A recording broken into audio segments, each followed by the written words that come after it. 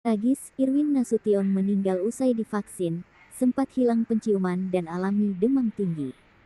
Rahma Dewi 42 tahun ibunda Irwin Perdana Nasution 21 tahun menceritakan kronologi meninggal anaknya pasca vaksinasi di kantor kesehatan pelabuhan KKP kelas 1 Medan di Belawan.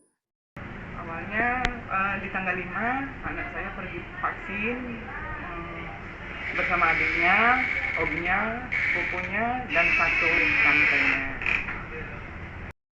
Di mana saat berangkat Dewi menyebutkan anaknya tersebut dalam keadaan sehat walafiat tanpa sakit gejala apapun. Ia menyebutkan sepulang dari vaksin, anaknya langsung demam tinggi hingga tak sembuh-sembuh meski telah diberikan obat selama berhari-hari. Dari rumah anak dalam keadaan sehat, tanpa ada keluhan sakit segala macam lah. Pulang dari vaksin malamnya demam. Ya kan, saya pikir kan ada aksi obat, jadi dikasih obat demam, ternyata nggak turun panasnya, kayak coklat harinya. Dikasih juga obat, dan kebetulan opanya dokter, opanya ngecek kondisi anak cucunya dan memberi obat, dan ternyata juga tidak sembuh.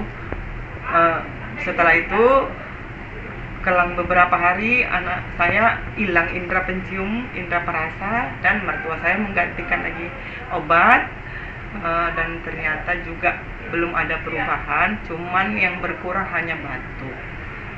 Hari keberapanya gitu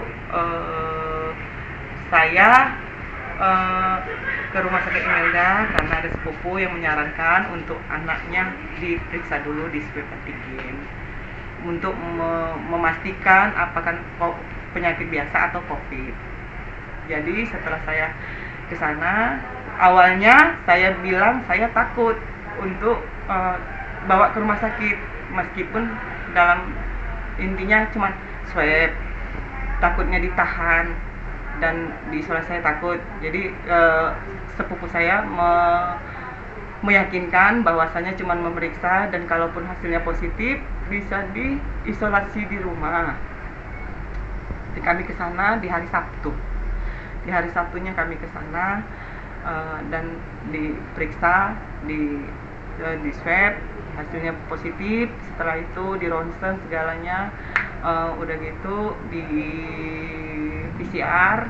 Yang pertama di hari Sabtu, PCR itu saya baru tahu kalau harus 2 kali, di hari Minggunya juga harus datang kembali. Waktu di PCR pertama, di swab, anak saya diberi oksigen karena agak sedikit sesak.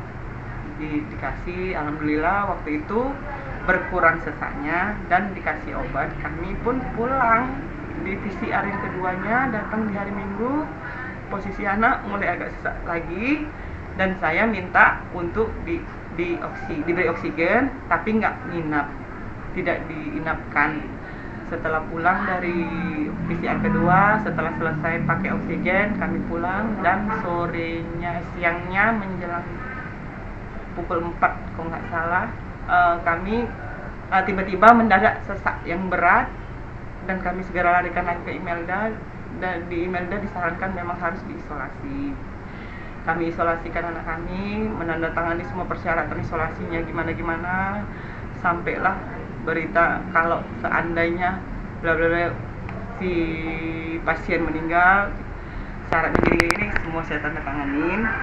Udah, anak saya diisolasi di hari Minggu itu. Waktu di hari Minggu, Senin, Selasa, saya juga nggak tahu, kayaknya sepertinya di hari kelima sampai hari ke-8 anak saya hanfal. Bukan hanfal sih, maksudnya yang biasa pakai oksigen yang pertama, yang biasa, ini sekarang pakai menggunakan ventilator. Dan posisinya tidur duduk, sangat mengkhawatirkan. Sebenarnya waktu sebelum di hari ke-5 atau ke-8 itu posisinya kalau kami lihat sehat, karena katanya mau dipindahkan ruangan ke tempat isolasi pemulihan.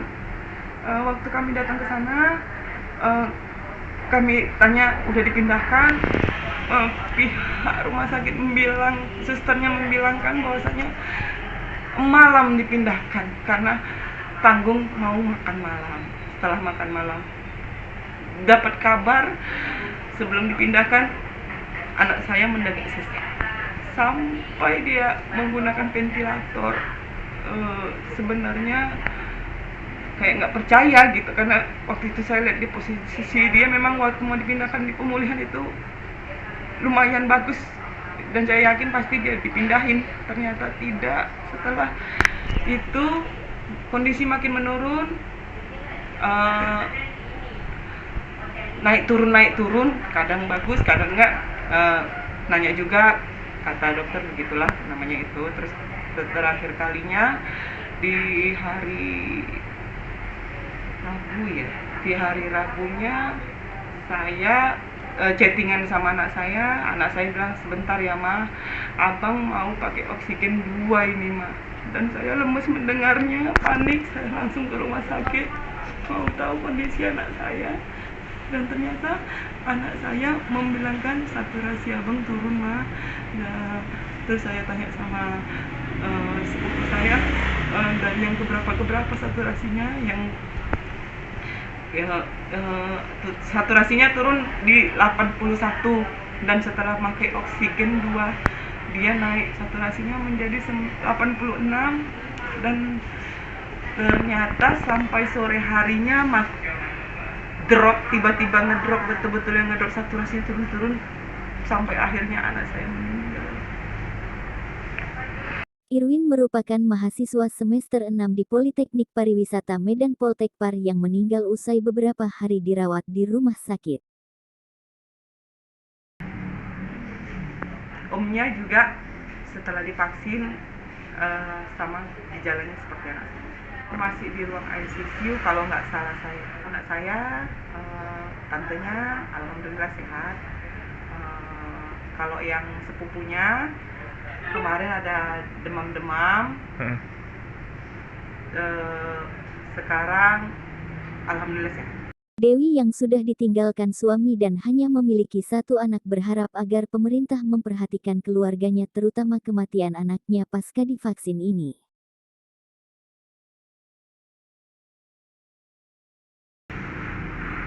Saya berharap supaya pemerintah memberikan perhatian kepada kematian anak kami. Karena sebelumnya anak kami ini sehat, tidak ada gejala penyakit.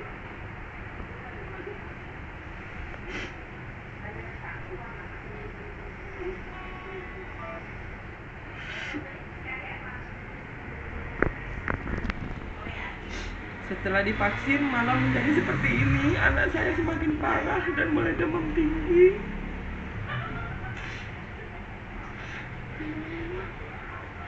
Hingga sesak. Dan pada akhirnya nggak tertolongkan.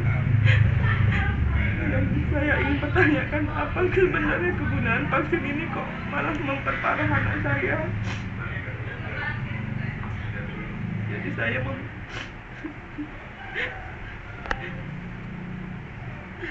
meminta penjelasan apa sebenarnya isi vaksin ini kok malah membuat anak saya seperti ini. Dan saya juga berharap supaya pemerintah memperhatikan apa dampak dari vaksin ini, dan kami berharap tidak ada keluarga lain yang menjadi korban dari keharusan vaksin ini.